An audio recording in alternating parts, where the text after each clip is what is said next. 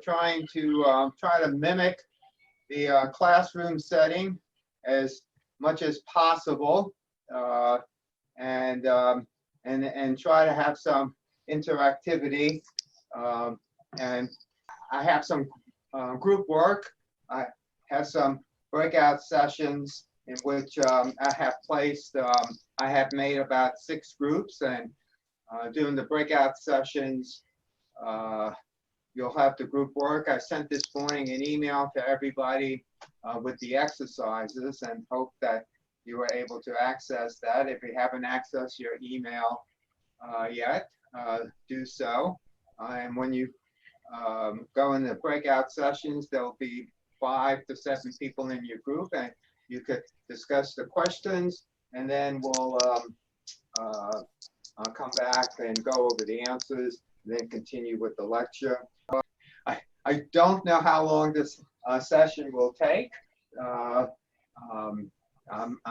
trying to try out new technology, so hopefully it'll all work. But as it happens often with technology, there's bound to be something that will not work. So let me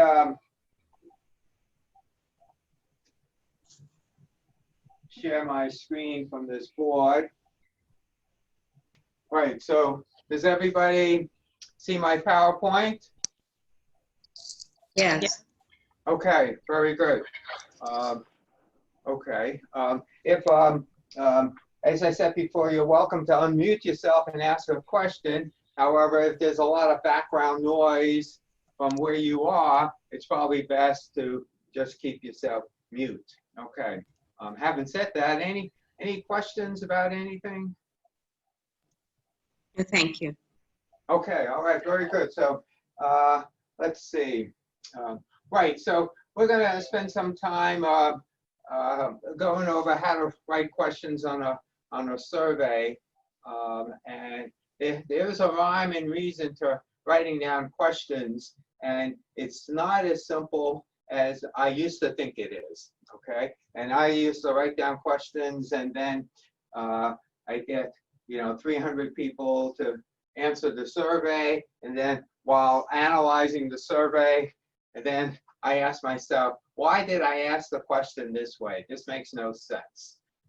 And so if there is an art, and I'm still trying to develop that art, and I just thought I would share with you some of the things I've been learning in the last year or so. So let's see. So this is the agenda. Start with the introduction. Why do we do questionnaires? We'll talk about scales, the type of questions to avoid, and then we're going to talk about the differences between perceptions, attitudes, knowledge, and opinions, and see what's up with that. So one first point of clarification is that we use the word survey and questionnaire interchangeably, and formally, what we're dealing with is a questionnaire, and a survey actually means we survey a population to distribute a questionnaire. But having said that, old habits die hard, and we usually wind up interchangeably use survey and questionnaires. Okay. So when to use a questionnaire? One, when resources and money are limited. However, a questionnaire could be inexpensive. However, the preparation could involve a lot of time, especially when you try to validate a survey. And we're not going to talk about validating a survey today. We'll save that for another session. And And the validation efforts could be costly as well. You want to use a survey when, especially if you want to protect the privacy of the participants, especially if you have questions that involve sensitive issues. Also, especially if it involves sensitive issues, because a survey is usually anonymous, participants feel quite comfortable giving, hopefully, their true responses. Quantitative data, easy to analyze, though I guess don't say that to a statistician, right? And you can have broad coverage. You know, nowadays you could send a survey all around the world with SurveyMonkey, or you could use social media to distribute the survey. However, the disadvantages of a survey is that there's no clarification for ambiguous questions. There may be inadequate motivation to respond. Someone could start a survey and all of a sudden say, this is not for me, and skip the rest of the questions. Something obviously we'll talk about today is that we could have poorly worded questions, and if you have poorly worded questions, then the data you get will not be good. There could be a low response rate, and the most important thing about a questionnaire, you have all these answers, but it doesn't answer why the participant answered it the way he or she did. And one thing, if I could diverge, one question could be, when do you use a questionnaire versus when you want to do qualitative research, interviews, or focus groups. And essentially, the interviews or the qualitative research will answer the question why. And it,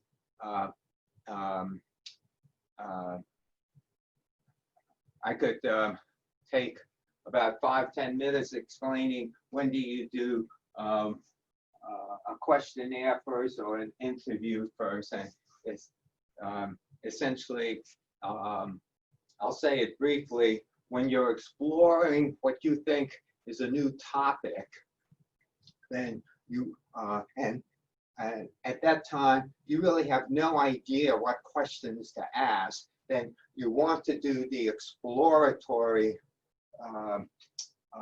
activity first, which would be qualitative research interviews, and you get a sense of what a lot of people are thinking about, and then you could quantify the responses. Now, if you know that you could develop a questionnaire first, then you do the questionnaire, and then you get all these responses, and now you want to do an explanatory activity, which would then be the interview or the focus group activity. So, having said all that, let me walk you through this slide. This is the sequence of questionnaire development, and just looking at this slide tells you it has many, many steps. And essentially, you identify your target audience, your purpose, you generate questions, and your variables, your independent and dependent variables, and then you want to know essentially what you want. Do you want to know knowledge, attitudes, perceptions, opinions, behavior? And then essentially you pick out the scales, and then you want to start the validation of your questionnaire, and you want to have a panel of experts look at your questionnaire, and then obviously IRB approval. Then you want to do a field test or pilot testing, at which time you do some revisions. You look at the readability of the questionnaire.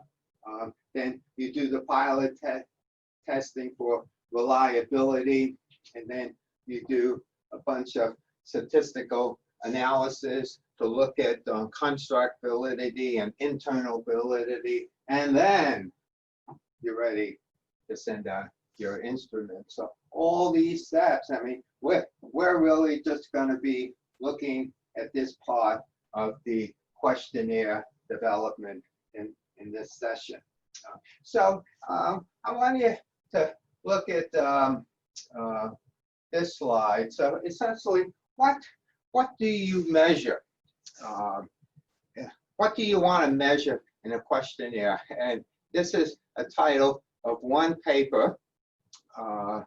And I found it interesting that these authors a survey of perception, knowledge, awareness, and attitudes.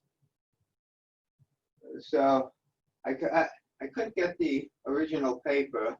I will try to do so, but I would be interested to know what kind of questions these authors develop in order to assess perceptions, knowledge, awareness, and attitudes. So having said that, the question I want to ask you is, what does KAP stand for? And actually, I want to make sure you guys are still out there with me. So let me do a little poll. So everyone tell me, does this stand for knowledge, awareness, perceptions, knowledge, awareness, practices, or knowledge, attitude, practices? Okay. Why don't you vote on what you think it is? Because we're always saying we're doing KAP surveys.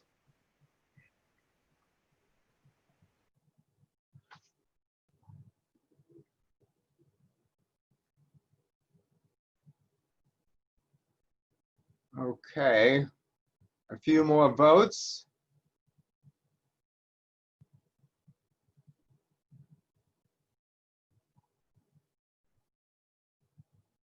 Okay, 2 more seconds.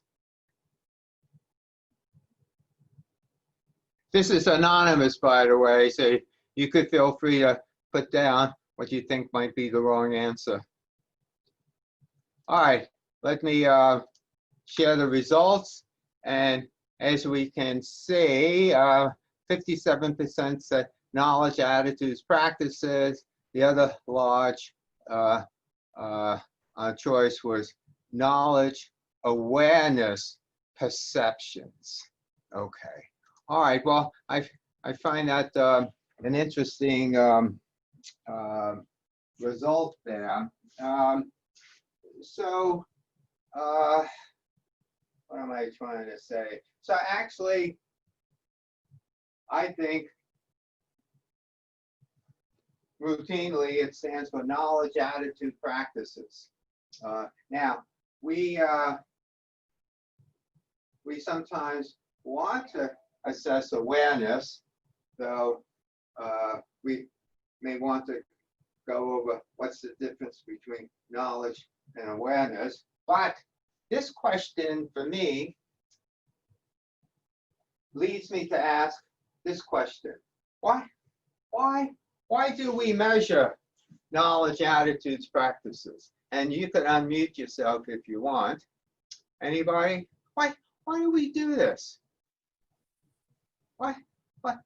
What's the end goal here? Change policies, maybe. Change policies. Okay. It's a surveillance of the current situation.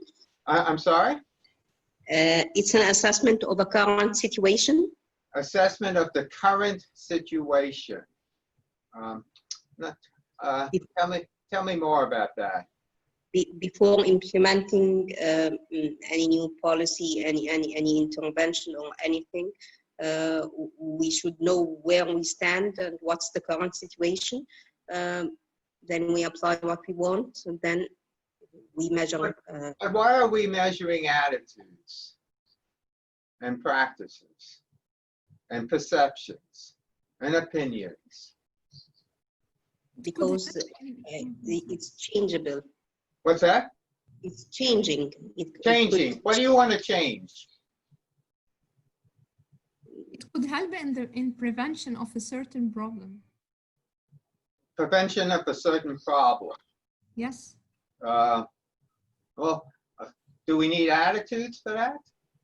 Yes, because knowledge is not enough. So, like the smoking, most of people know that smoking. Oh, okay. A certain. I was going to ask you, what do you mean by a certain problem? And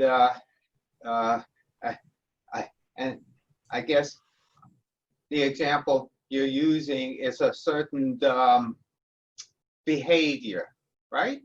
Yeah, yeah. Okay, right. So that's, I mean, when we start measuring knowledge, attitudes, practices, the end goal here, most of the time, is we want to change behavior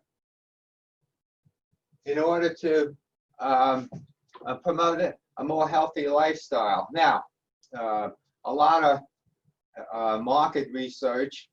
Well, no, even with why do a lot of companies do market research?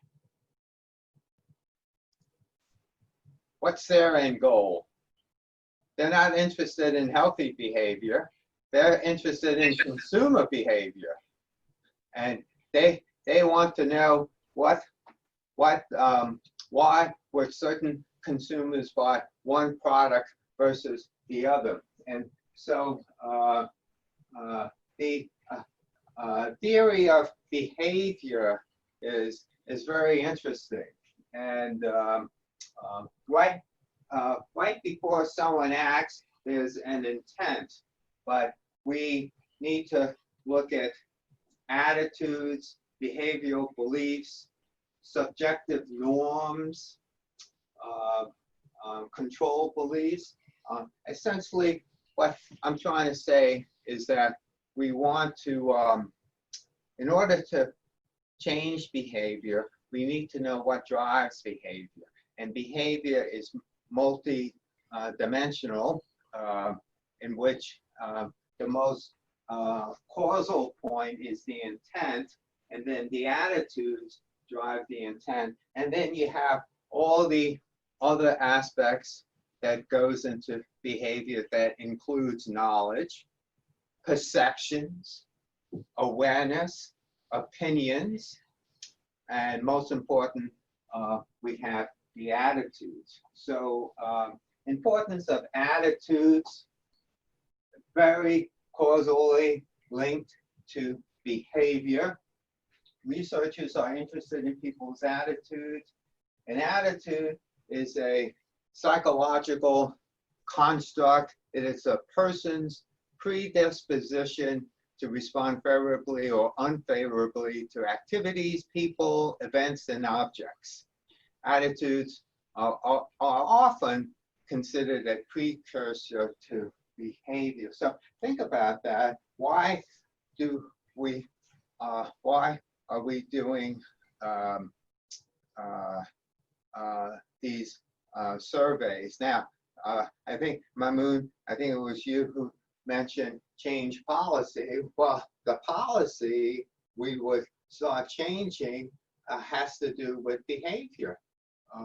We want a policy to enhance or, well, essentially change behavior. Now, there could be other types of policies, but that may be driven by a different type of questionnaire. So now, and we'll talk more about attitudes when we talk about perceptions and opinions and knowledge, but attitudes are evaluative statements or judgments. I have an attitude about an object, a person, a belief. It's evaluative concerning objects, people, or events. It's less stable than values, which is a good thing, I guess, because that means you can change attitudes. And it has a cognitive component consisting of opinion or belief, an affective component, an emotional or feeling segment, and it has a behavioral component and intention to behave in a certain way.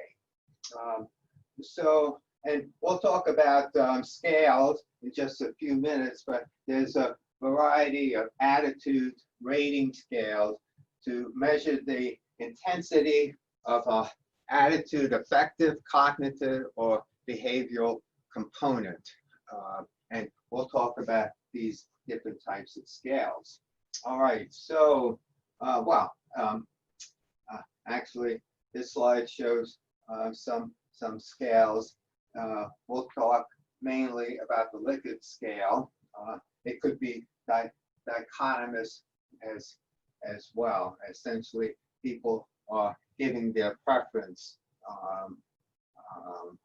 based on the question you're asking. Okay, so having said that, once you determine what's the purpose of your questionnaire, what you want to measure, I think actually I'm trying to think if there's any. Trying to think about all the questionnaire studies I've done, and I think that if you're not measuring attitude, then I'm not sure what's the purpose of the questionnaire. That might be an interesting study to see. Just look at all the studies that have been done and see how many of them included attitudes. But anyway, but once you determine what you want to measure, attitudes, practices, knowledge, perceptions, you have to pick your type of scales. And it could be a pre-coded single choice questions, rank ordering, rating scales, Likert type questions. And then sometimes you could put in some open-ended questions to try to understand the why people answer the way they did. However, open-ended questions are difficult to analyze, and if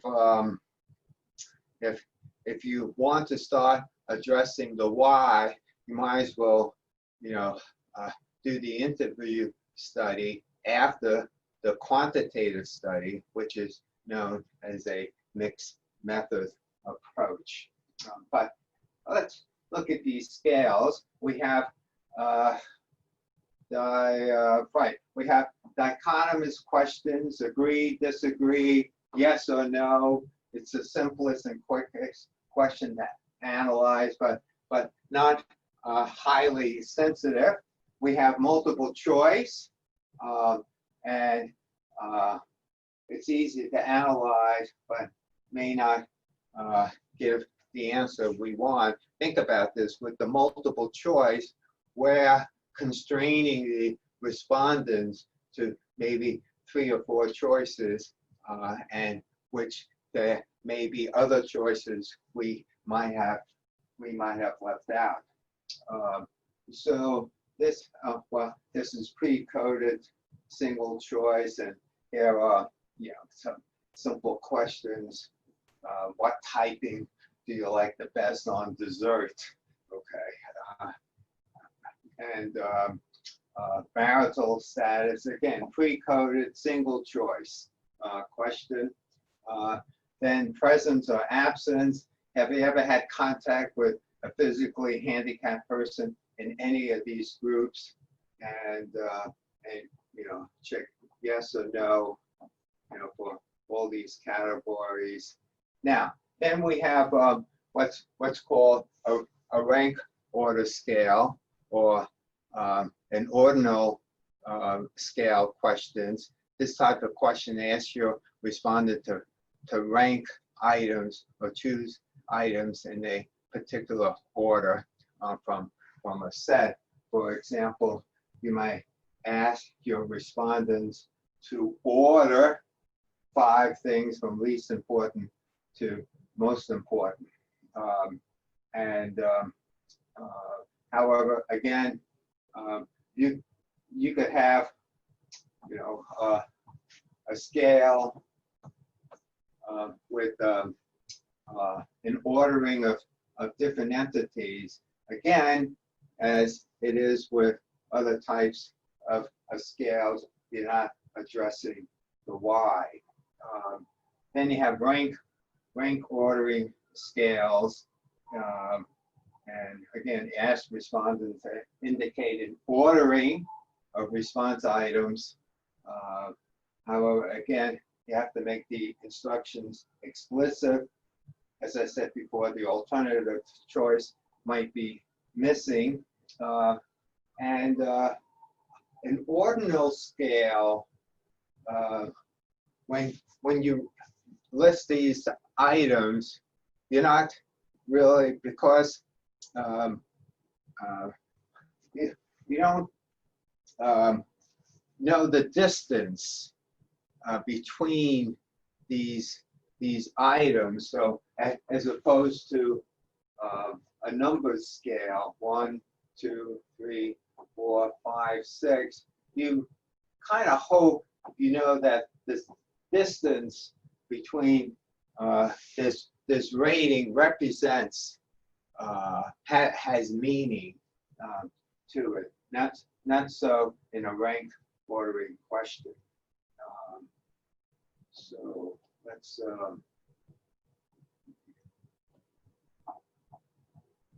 right. Well, let me skip that for now. Oh well, here's, you know, what sources do you prefer for writing term papers, and you list all these things. Most preferred, least preferred. Again, you don't know how much more important books are as regards to trends.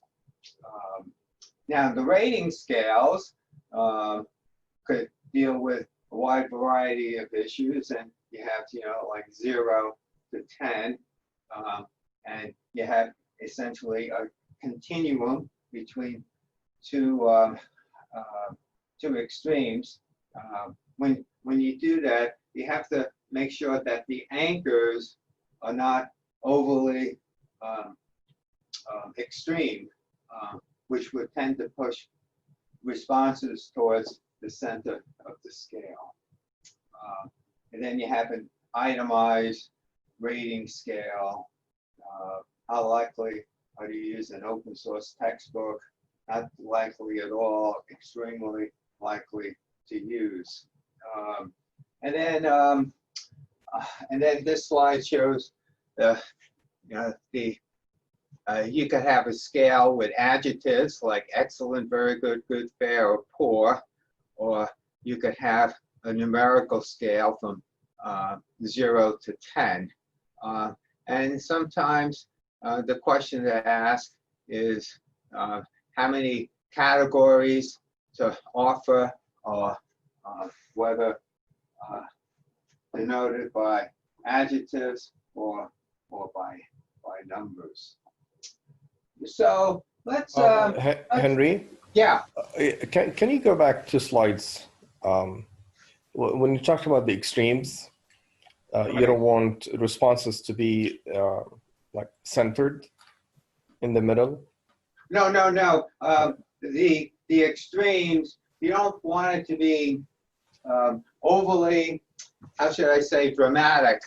Okay. Okay, and because they may not, what's the word, respond to that. and say, oh, it's not extremely satisfied. Well, I'm never extremely satisfied about anything. Well, I'll bring this up when in just a minute or two when I'll talk about the Likert scale. We usually, put in the word strongly agree, strongly disagree, and I read a recent reference where it said, well, strongly agree. Some people may feel like they never strongly agree about anything. And well, thankfully, that's why we have the agree term. So just be careful here. Extremely satisfied, not at all satisfied. That doesn't seem balanced to me. Not at all satisfied. Extremely satisfied. I don't think I'm ever extremely satisfied about anything. But anyway, thanks for pushing me to clarify that. Okay, so Likert scales. And again, we usually use strongly, disagree, or agree, but even the Likert scale does not address the issue of why. Why are they responding that way?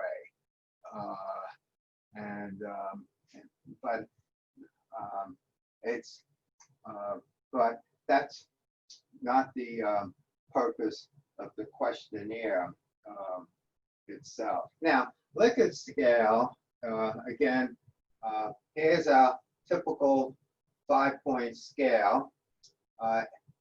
Interesting, and I just learned this myself. I knew it was named after Likert, but Likert is pronounced Likert and not Likert. And what could I say? For all these years, I've been using the word Likert, but it's actually Likert. Well, anyway,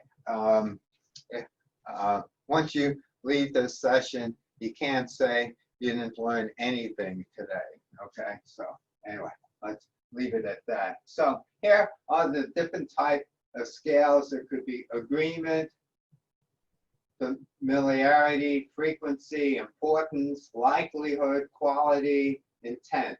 Definitely will do it, definitely will not. So these are, depending on the question you're asking, it may be strongly agree, not important, not likely, definitely will do. So you have a wide choice of scales to use, and here is the typical format that you would use. Now, what I want to point out in this slide, I enjoy using this product. This product meets my needs. I would purchase from this company again. So all those questions are positive, right? Oh, well, yeah, I agree. Okay, what market, all agree. Now, the other thing I want to point out, we have a neutral category, and then I haven't used the product. And the point I want to make out, let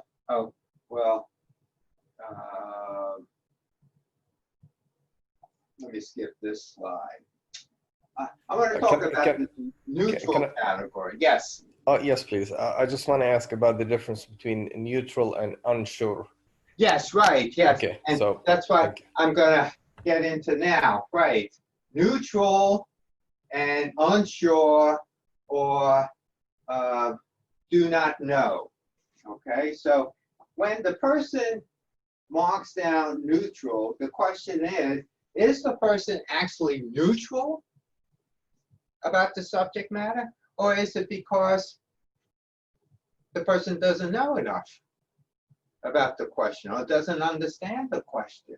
So the neutral category, okay, is will give you a lot of artificial results or results that cannot be interpreted because again, you don't know if the person had no opinion or just doesn't,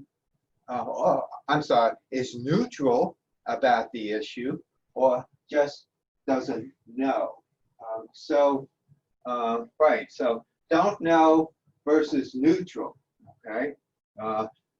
The respondent knows about the issue, but doesn't have a positive or negative opinion, or the respondent just doesn't know.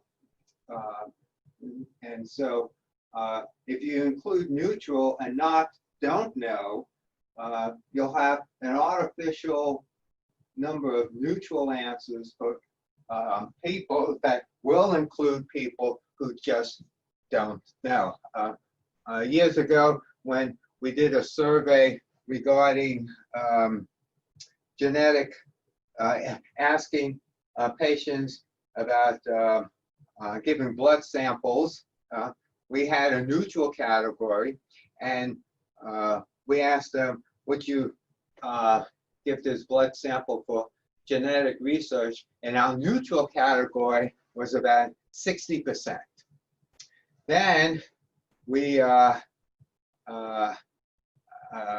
educated the patient about what genetics was all about, and then the neutral category went down to about 20%. So actually, and oh well, before I get into this slide, so and this is something I've never done. This is actually strongly agree, disagree, strongly disagree, and then well, I don't have this slide. The U here stands for undecided, but I thought I had a slide here. You have undecided, but here I think we should have a category that says don't know. And I'll be honest, I've never done that, but I'm just wondering if that would be a good practice to do, and try to assess how many people just don't know. This slide demonstrates that actually you want to make some statements favorable and unfavorable. And so like the items that are starred are unfavorable. And one reason to mix it up is that this way the respondent just won't check all the agrees. So this is would be an informal way of assessing the internal validity of a questionnaire by mixing up the favorable and unfavorable items. So let's see. Oh, yeah, and getting back to what I was saying before, some people feel that strongly agree is too emotional, strongly disagree. Sorry. And some people may want to use completely agree, generally agree, completely disagree. Though I must admit, it seems like the standard norm is to use the word strongly agree. Okay. All right. Good.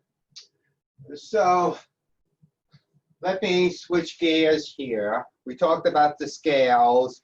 Let's talk about wording of the question, which is I have found to be very, very important.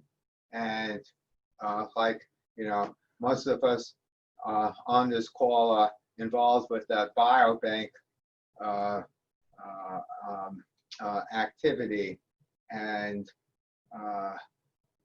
and I'm sure a lot of you would agree with me that we have spent a lot of time revising these questions, and it's definitely worth the exercise. So we want to make sure the question means the same thing to everyone, and I'll get to this in a few seconds. So essentially, we want to make sure these questions are not ambiguous, and make sure these questions are not being interpreted in different ways. So essentially, we aim for comprehension, use simple languages, and keep sentences brief and concise. Answerability, respondents should be able to provide accurate answers without having to do the research. And again, we don't want to use ambiguous terms. So, some tips about these questions. One, we don't want to use double-barreled questions. We don't want to have a question that asks the respondents each question should essentially measure one thing. We don't want to try to measure two or more things. For example, do you think the president should lower taxes and spending? And respondents may have different opinions about lowering taxes and spending. Did you finish your work before your boss fired you for always being late? Again, that's double-barreled. Was the content marketing seminar worthwhile and entertaining? Well, it might have been entertaining, but not worthwhile. So actually, I hope this presentation is worthwhile and maybe a little entertaining as well. You want to avoid bias and loaded words. A biased question will lead participants in the direction of a particular answer. Phrases and adjectives and adverbs may add bias to the questions. And depending on how a question is presented, people can react in different ways. And you want to avoid emotionally, politically charged, sensitive words. So let me see now. We'll have some examples later on. I thought I had some examples. And again, you want to avoid vague and imprecise terms. So let's say it's not clear when you ask, how important is it that a candidate shares your values? What kind of values? Are we talking about religious values or ethical values? So what kind of values are we talking about? We want to be specific. So don't ask, what is your income? It's better to ask, what is your total household income before taxes in 2005? You want to be very specific. You don't want to ask, do you exercise regularly? Well, that will mean different things to different people. Yeah, I exercise regularly every weekend. Or does that mean every day? And so again, you want to be specific. Okay, and avoid leading questions. For example, do you think the school should cut the gym budget to pay crossing guards? Okay, and that would prompt a different answer from, should the school employ crossing guards to protect our children? So that might be more of a leading question. And complex sentences, with too many clauses or unusual constructions could confuse. And how easy will it be for a typical person to answer? Do you think the increase in the rate of immigration controlling for the economy is higher or lower than the increase in the rate of crime in your area? I have no idea. Okay. All right, good. Well, let me skip that for the, oh, right, avoiding leading question. Do you believe the U.S. should immediately withdraw troops from the failed war in Iraq, right? Well, what do you think? Do you support or oppose the death tax? Okay. Do you support or oppose President Bush's plan to require standardized testing of all public schools? Well, the important issue is standardized testing. If I don't like President Bush, I may tend to say no. Okay. All right. Good. So let's do a quick exercise to kind of take a break. I'm going to lead the discussion, and then people, why don't you all chime in? Not all, but feel free to unmute yourself and give your thoughts about the question. So let me share my screen. Right. Let's see.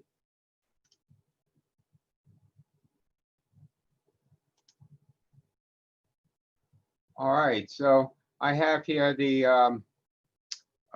actually, let me do it this way.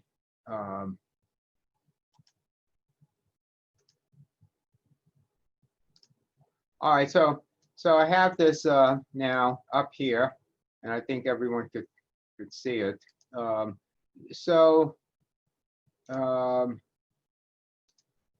think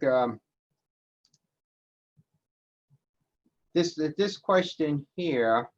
Let me.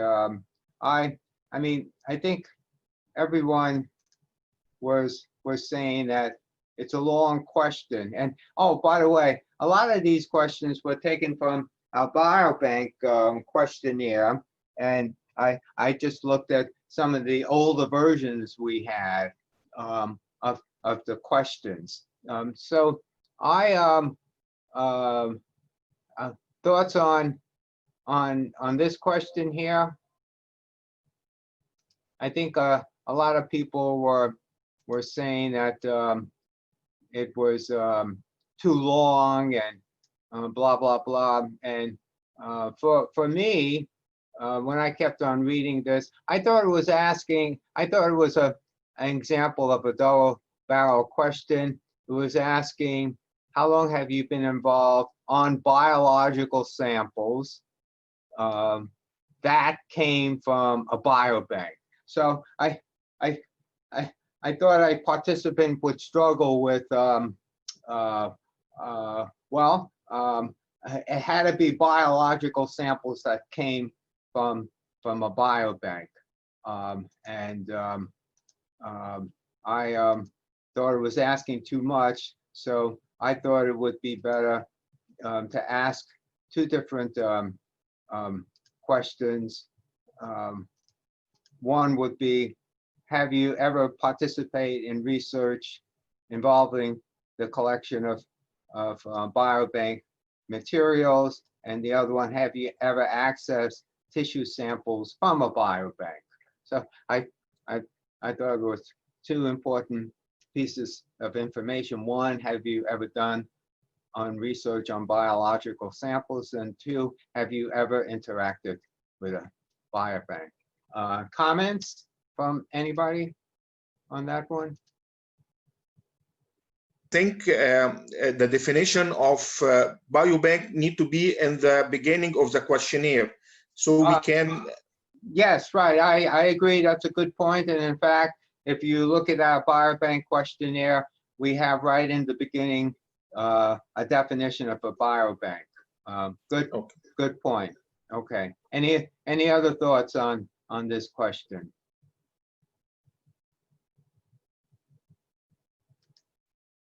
Okay, the next one, and I thought that I thought the word harm was indistinct, and I think some of you thought about that as well. Also coded, but I left out the fact that we do define the word coded in the beginning of these series of questions. So I changed it to, well, social harms like stigma, discrimination. So I wanted it to be less ambiguous. Questions about that? Any other thoughts?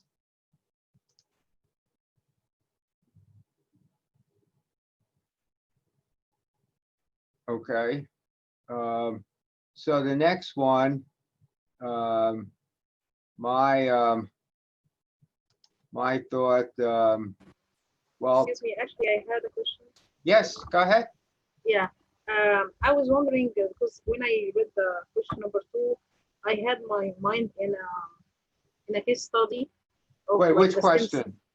Number 2, how likely is it Yeah, that research participants? Okay, So the first minute I saw it, I just thought about the stem cell violation, the ethics violation case study about Huang, and that's why I understand the question. So it didn't seem to me as ambiguous. Is this wrong? well, I guess you want to, I mean, again, I thought that the ambiguity comes from the word harm. Is everyone on the same page on what the word harm means? And that's why I gave it more definition. Yeah, thank you. Okay, all right. So here, I thought improper handling of research results was ambiguous. And now, this could be just as ambiguous, improper use. But here, I define research tissue samples. And now I have here caused harms. And one could say, well, that could be ambiguous as well. And I would agree with that. And some of you have talked about from where the samples were collected. I agree. This is a complex sentence. And I don't even know if this is necessary. I mean, I just don't know. Thoughts about this? Anybody?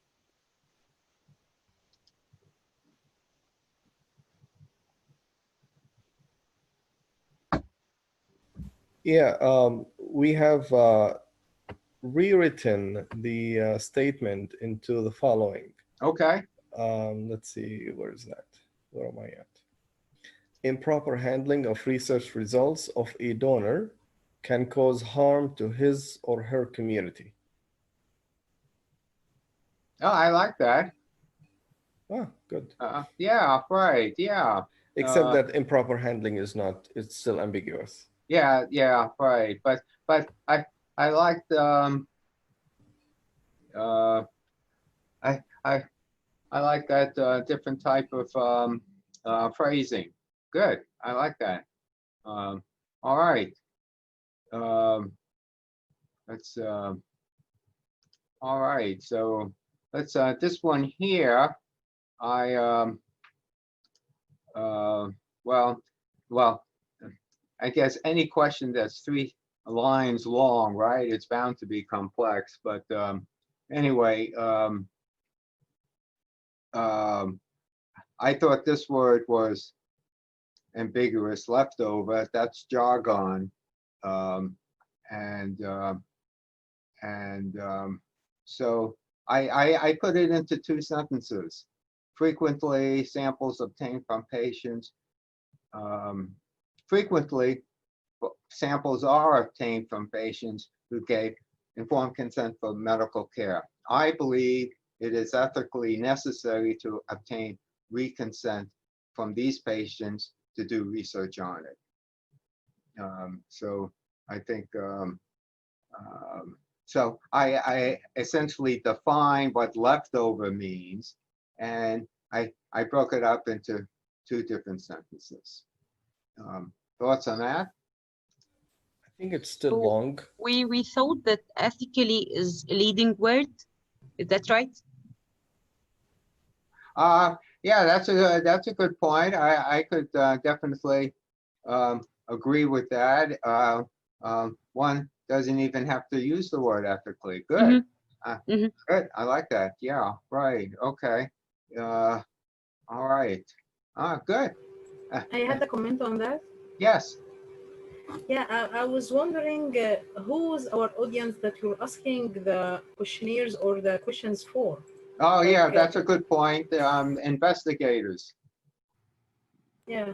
Yeah, but I agree ethically that's leading or bias. I agree. Good point. Okay, very good. Excellent.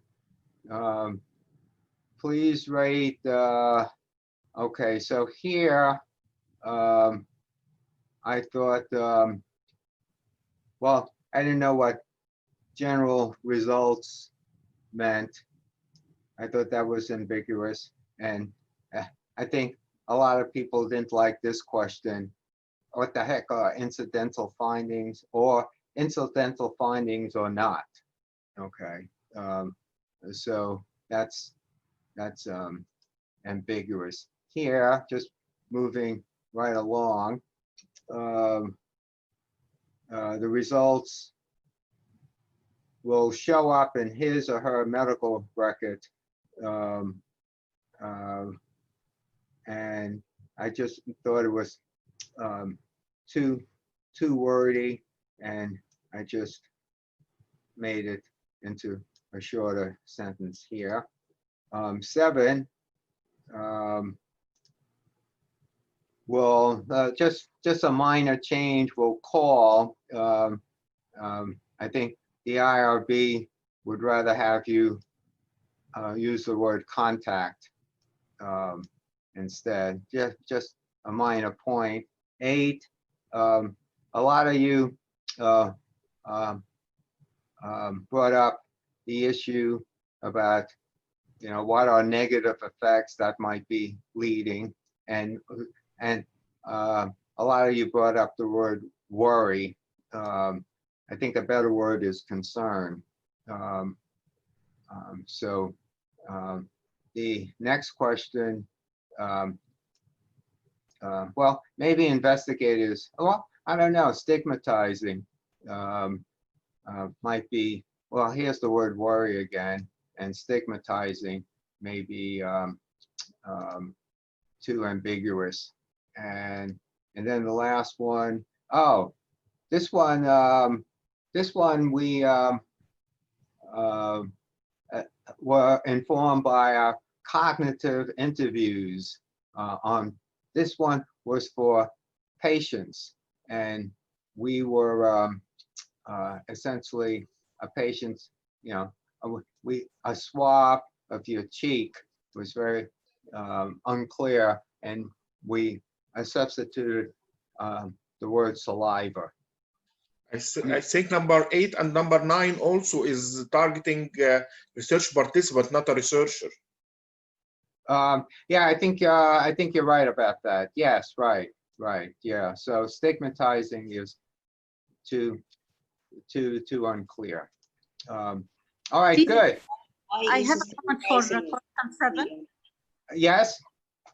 A researcher will contact the research participant.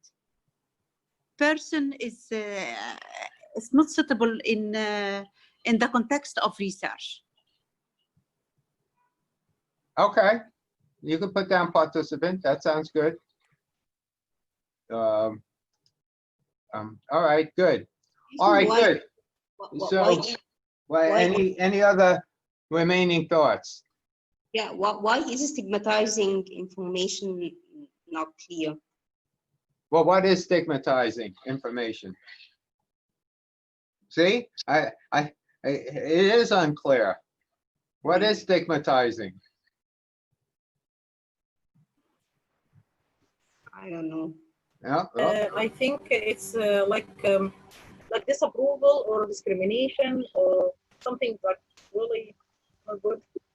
well, yeah, I mean, what is stigma? It could be on the basis of dietary habits, smoking habits, drug use, alcohol use, um, and well, stigmatizing in terms of genetic research could be if you have a gene for an illness, a gene for obesity.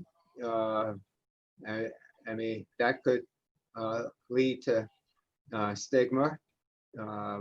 Any illness that you may have a propensity for. I mean, that's a major concern with genetic research. It could lead to stigma or discrimination. Okay. All right, good. So a lot to think about. So let me actually let me spend the next 15 minutes on attitudes and perceptions. I had another group work, but I think that will be too much. So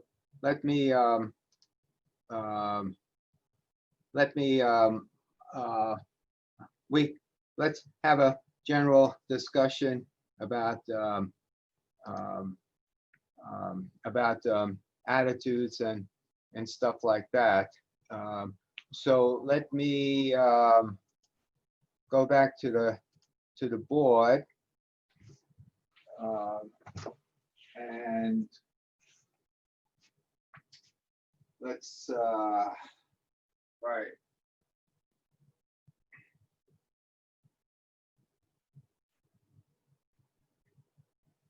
All right, very good.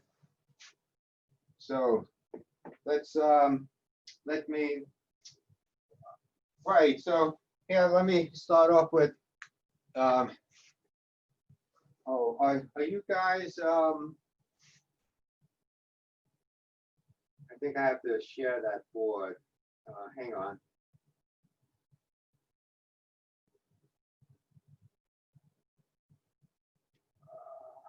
Let's see.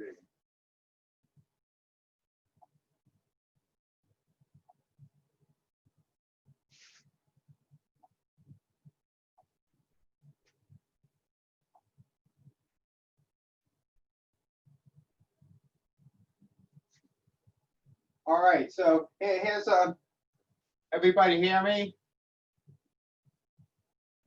Yes. Okay, Yeah. very good, thanks. Okay, we're just testing you. So here's a this is I took this slide from a paper, and this was the heading of a section in the paper. All right, participants' perception towards biobanking and biospecimens donation for research. And then it says, table 3 shows participants' attitudes. What's going on here? Yeah, they are different. Yes, right. Their attitudes are different from perception, but Yes. within, look at this, within an inch and a half, the title of this section was perception, and table 3 shows attitudes. So Yes. it was a prime example. I couldn't even make this up, okay? And it just shows the confusion. So we've discussed this before with some people on this call, perception and attitude. So perception is how I see the world, okay? Now, it may not reflect reality, and that's okay. but this is how I see the world. All right. And attitude, which is reflected in my behavior, is how I evaluate. I give it an evaluation of what I'm seeing in the world. And so perception is what I see through my own lens. Okay. Attitude is how I react to that perception, whether I like it or not. I give a judgment about it. Perception has no judgment. It's how I see the world. Okay. And I could stereotype a group, well, stereotyping may be more of an attitude. Why is the distinction important between perception and attitude?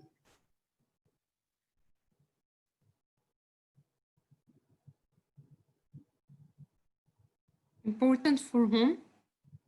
Well, important. Well, the goal I said before of a questionnaire is to change behaviors.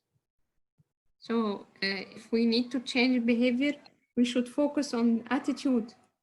I agree with that, but perceptions are also important. Yes. Okay. Yeah, they And are related. right. So an attitude may be somewhat based on perception, how I see the world,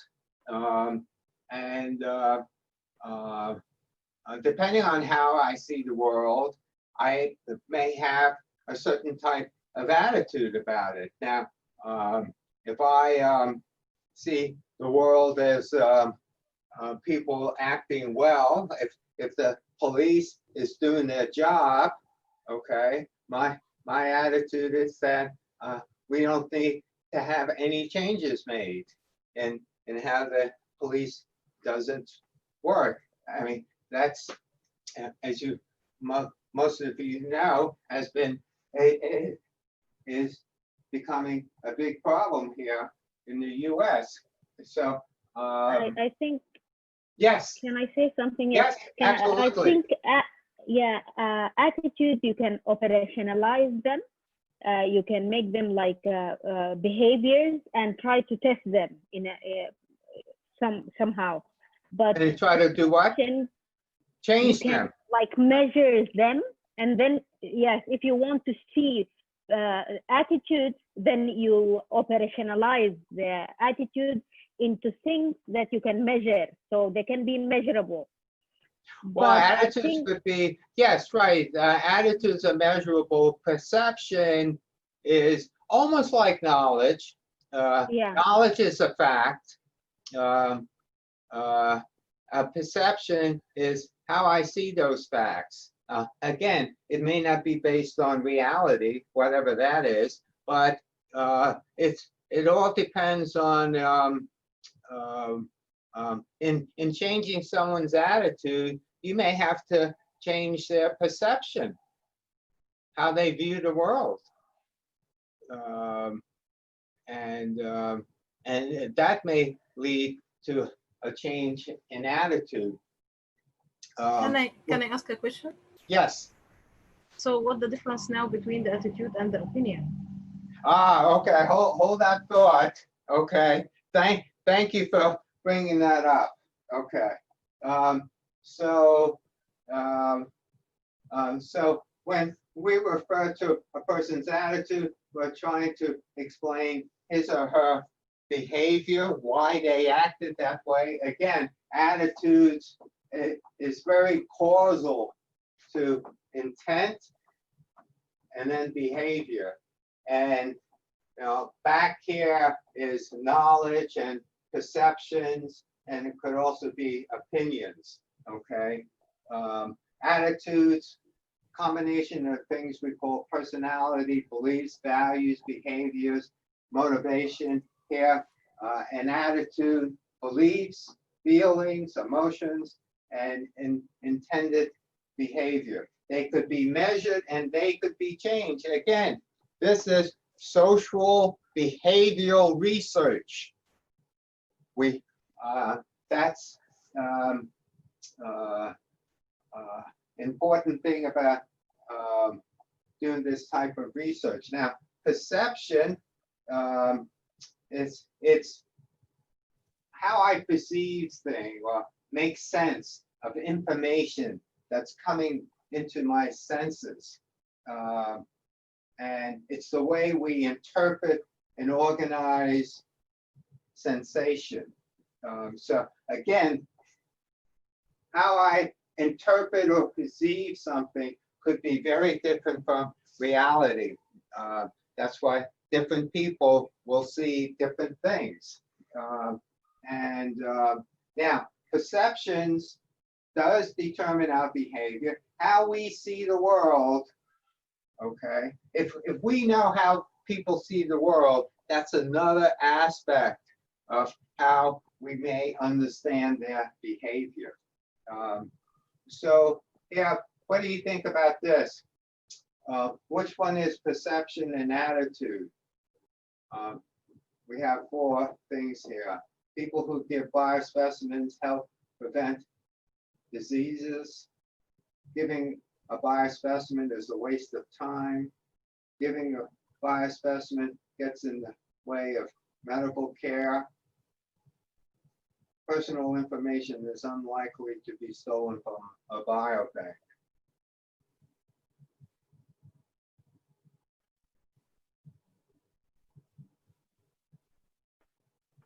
The first one is perception. Yeah, right. So this is perception. This is attitude, number 2. Yeah, so this is perception, attitude. Yes, So, exactly. what's that? Yeah, I'm saying yes, exactly. This was my thought. Yeah, right.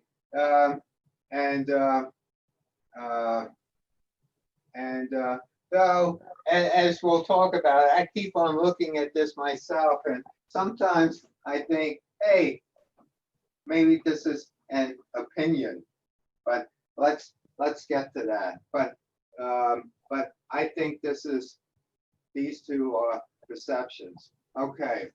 Oh, okay. There it is. There's the answer. Okay. Knowledge and opinion. Okay. Knowledge is a fact. It's considered unproven. It's an idea. I mean, you don't have to prove it. It's a fact. Knowledge is, oh, I'm sorry. Yeah, knowledge is proven. An opinion are interpretations of a fact.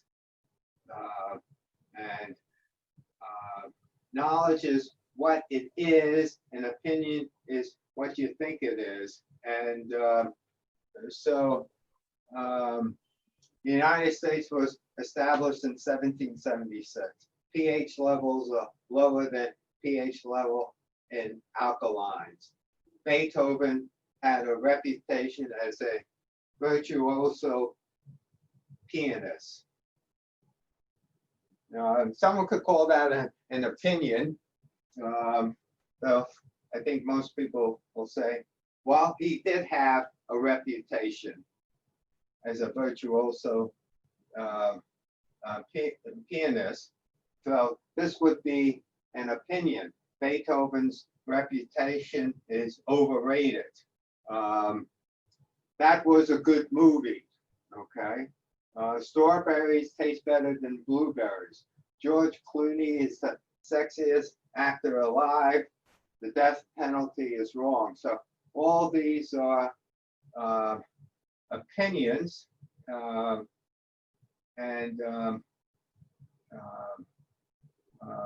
Now, take a look at this. The death penalty is wrong. If I change that, the death penalty is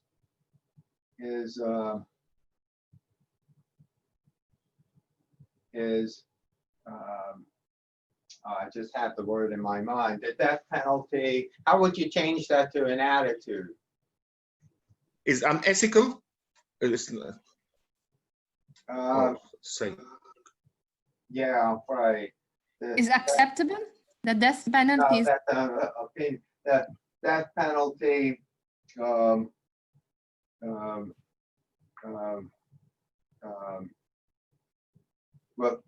reflects poorly on a society, or a death penalty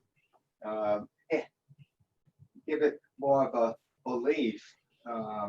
I support the death penalty. I'm sorry? I support the death penalty. Would that be Yeah, an I think attitude? that's closer to an attitude. Yeah, right. Yeah, right. So, so again, facts, opinions, knowledge, perception versus reality versus opinion. So,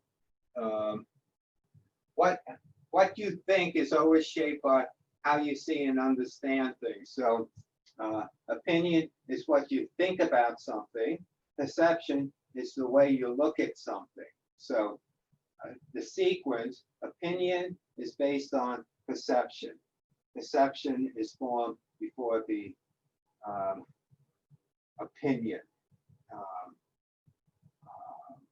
And so think about that, about perception and opinion. So again, let me see this other slide. So what do you think about this? Take a look at this slide.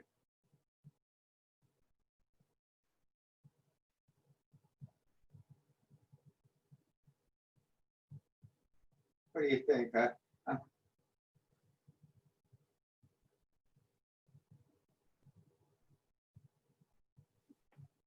think the first one, women express their emotions more than men, is the perception.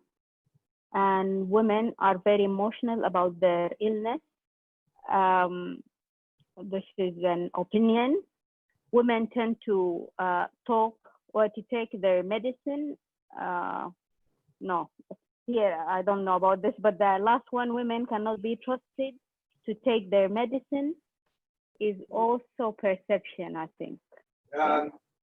Well, I thought, I'm looking at this.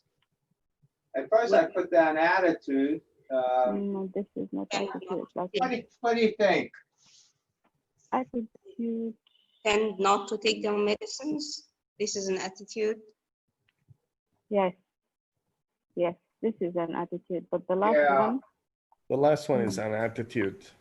Yeah. women cannot be trusted to take their medicine, is not an attitude. It's an attitude of a person who thinks so, but not attitude for women. I didn't say. Regarding the last question, is it depend about who do we ask? If we are asking a caregiver, it will be attitude. I don't think it depends on who the person is. I think women cannot be trusted to take their medicine is an opinion, purely an opinion. Yes. Yeah, it could be or a an perception. opinion. Women cannot be trusted to take their medicines. I think it's a perception. Well, I think there's a evaluative component to that more than a perception. So there's nothing evaluative about this statement. And the same thing, there's no, I'm not evaluating anything. Attitudes tends to evaluate, and I think cannot be trusted. It's more of a evaluative sentence. So let me,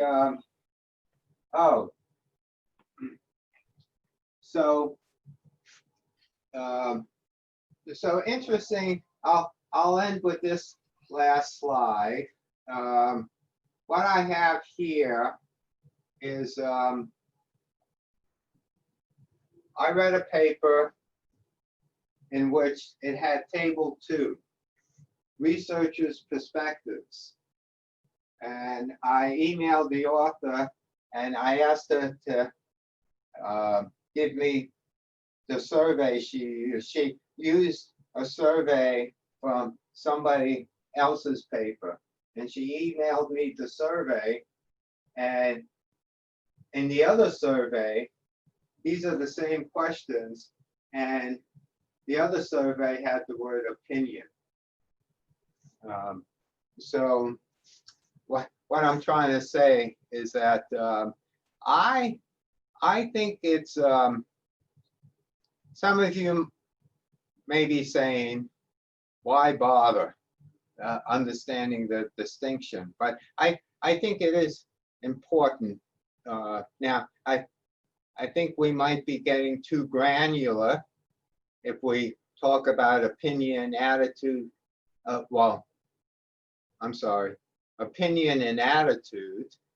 The distinction between those two concepts may be really fine, but I think there is a stronger distinction between perception and attitude, and those are two different things. And I think I find myself now believing that when we construct surveys, we should really think more about what we're trying to do with the survey and what kind of, are we looking for attitudes and perceptions, or maybe both? And are we looking for knowledge? Is that important for our goals? Are we looking for awareness? So I think when we construct surveys, we should pay attention to how do we want to change behavior, and what's the most important aspect of that behavior that we want to change. Is it perceptions? Is it attitudes? Is it knowledge? Is it awareness? I think all of those things have different, represents different components to behavior. And depending on the behavior we want to change, we may want to reflect more on attitudes or perceptions or knowledge. So let me end with this final thought. If we are interested in responsible conduct and research, what do you think we should concentrate more on? Knowledge, perception, or attitudes? Or rank them. Which is the most important, second and third? Any takers? Can I talk? Yes. For me, perception, then attitude, and lastly, knowledge. I think perceptions will drive the attitude, and then the knowledge behavior. Perception of what? About the research itself, about how to be responsible, or how to conduct research in a responsible way, and the research ethics itself. What do you think about them, to dig deep into the values of people? I think I was going to say, I think you were saying more about knowledge. Perception, how I see the world. Yeah.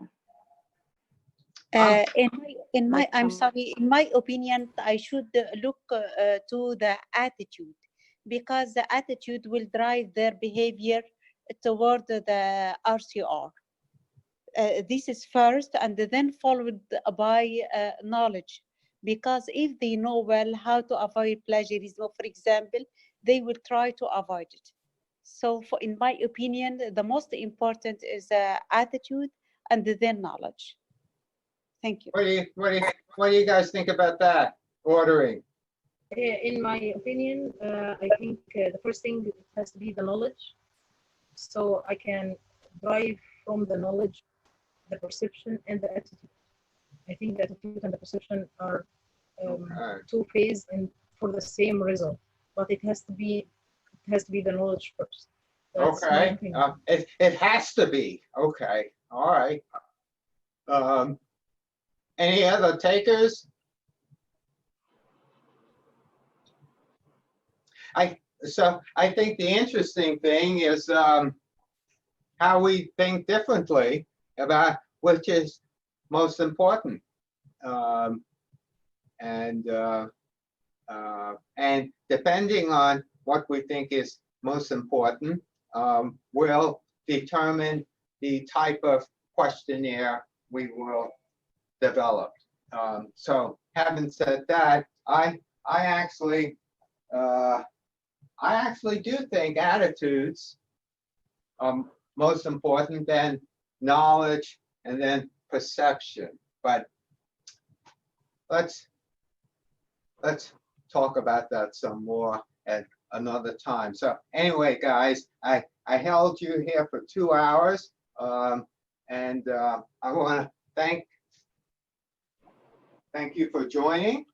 Thank you. And I hope this was somewhat worthwhile and maybe a little entertaining. Okay. Thank you All so right. much. All right, guys. To ask something. Yes, sure. Is there any way that we can have some of the papers that you shared in the PowerPoint? Like we can practice more about understanding more the differences between. I'm sorry. What was that?